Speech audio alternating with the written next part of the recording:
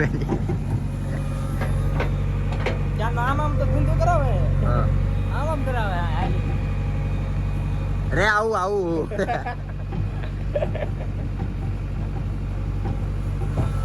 લેલા જાતો જતા પાવા આપણે કઢાવતી જઈએ. હા હા ઈ ના હું આપણે એટલે સાફ સફાઈ થઈ જાય એટલામાં ઓલી એમાં દાય કોઈ નો ને હારું. ગુંદો એમાં બેઠ હારું રે